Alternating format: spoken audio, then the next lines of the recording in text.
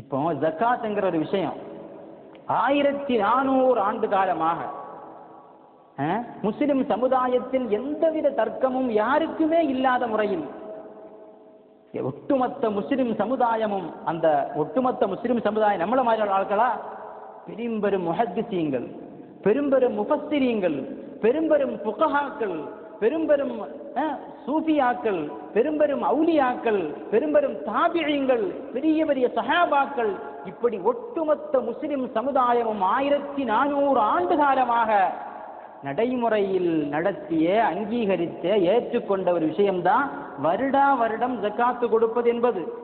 ஆனால் அதை இந்த வஹாபிகள் தகர்த்து விட்டார்கள். அப்படிப்பட்ட ஒரு சமூகத்தை நாம் எப்படி முஸ்லிம்களாக அங்கீகரிப்பது? அப்ப அல்யவும் அக்மல்து லக்கும் தீனக்கும், இன்றைய தினத்தில் நாம் உங்களுக்கு தீனை பரிபூர்ணமாக்கிவிட்டு அல்லாஹ் சொல்லிட்டான். என்னைக்கு? ரசூலுல்லாஹ்வுடைய வஃபாத்துக்கு முன்னாடியே பரிபூர்ணம் ஆயாச்சு. இப்போ இன்னைக்கு இருந்துட்டு சொல்றான், எப்போ 1400 வருஷம் கழிச்சுட்டு சொல்றான் இஸ்லாம் பரிபூர்ணம் அடையல. அப்ப என்னைக்கு இஸ்லாம் பரிபூர்ணமாகும்? கியாமத்தில் பரிபூர்ணமாகும்? சொர்க்கத்தில் பரிபூர்ணமாக, நரகத்தில் பரிபூர்ணமாக உனக்கு இஸ்லாம்? அது நாங்க 18 வருஷமாக ஆய்வு செய்யதான் இப்பதான் எங்களுக்கு அது விஷயம் தெரிஞ்சிச்சு. அப்போ உங்களுடைய ஆய்வு முடிஞ்சா இல்லையா? அப்ப நீங்க என்ன செய்யணும்? இனி உங்களுடைய மொத்த ஆய்வு முடிந்ததற்கு பிறகு நீங்க கூட்டம் போடுங்க, விவாதம் நடத்துங்க. விவாதத்துக்கு ஆய்வு முடியாமையா வந்தீங்க? 30 வருஷ காலமாக நாங்கள் இஸ்லாமியை பரப்பினோம் சொல்றீங்களா இல்லையா? அடிப்படை விஷயமான ஜக்காத்தை கூட உங்களால் விளங்க முடியவில்லையே. அப்ப நீங்கள் முஸ்லிம் சமுதாயத்திற்கு பதில் சொல்லுங்கள். உங்களுடைய ஆய்வு, இஸ்லாமிய ஆய்வு முடிந்ததா இல்லையா? லா இலாஹ இல்லல்லாஹ் முஹம்மது ரசூலுல்லாஹ், இது திருக்கலிமா, இது எல்லா முஸ்லிம்களும் ஏற்றுக்கொள்ளக்கூடியது. உங்களுடைய ஆய்வின்படி லா இலாஹ இல்லல்லாஹ் மட்டுமா, முஹம்மது ரசூலுல்லாஹ் உண்டா? பதில் சொல்லுங்க. திடீர்னு ஒன்று சொல்லுவான் ஆய்வு முடியலன்னு சொல்லுவான், திடீர்னு இருந்து சொல்லுவான் ஆய்வு முடியலன்னு சொல்லுவான். எப்ப ஆய்வு முடியும்? ஆய்வு முடிந்ததற்கு பிறகு மக்கள்கிட்ட பேச வாருங்களேன். தொழுகை 5 வக்து ஒட்டுமொத்த முஸ்லிம் சமுதாயம் ஏற்றுக்கொள்ளக்கூடிய விஷயம். உங்களுடைய ஆய்வு முடிஞ்சதா இல்லையா? தொழுகை 5 வக்தா, 2 வக்தா, 3 வக்தா?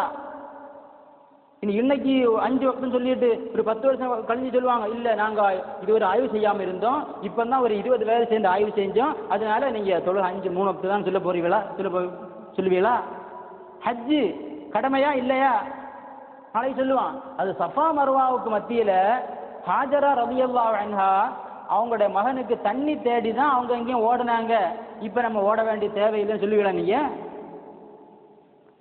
உங்களுடைய சுய புத்தியை கொண்டு சிந்தித்து இஸ்லாமை கண்டுபிடிப்பதா, அல்லது அல்லாஹு தஆலா ஒன்றை சொன்னான் அதை ஏற்றுக்கொள்வது, அல்லது நபிகள் நாயகம் முஹம்மது ரசூலுல்லாஹி ஸல்லல்லாஹு அலைஹி வஸல்லம் சொன்னா அதை ஏற்றுக்கொள்வது என்பதா உங்களுடைய புத்திக்கு நீங்க முக்கியத்துவம் கொடுப்பீர்களா? சஹீஹுல் புகாரி என்று சொல்லக்கூடிய ஹதீஸ் கிரந்தம் ஒட்டுமொத்த முஸ்லிம் சமுதாயத்தால் அதிலுள்ள எல்லா ஹதீஸ்களையும் ஏற்றுக்கொண்டிருக்கின்ற பொழுது அந்த புகாரியே மக்களுக்கு மத்தியில் நீ சந்தேகத்தை ஏற்படுத்தி விட்டாயே. அப்ப இதையும் முஸ்லிம் சமுதாயம் ஏற்றுக்கொள்ளுமா? நாளைக்கு அவன் சொல்லுவான், இல்ல குர்ஆன்லயும் தப்பு இருக்குன்னு ஏற்றுக்கொள்வீங்களா? சகோதரர்களே, நாம் ஒரு விஷயத்தை நன்றாக விளங்கிக் கொள்ள வேண்டும். பாரம்பரிய இஸ்லாத்தை விட்டுவிட்டு எவனாவது மார்க்கம் சொன்னால் அவன் உண்மையில் மார்க்கம் சொல்ல வந்தவன் அல்ல, மக்களை குழப்ப வந்தவன்.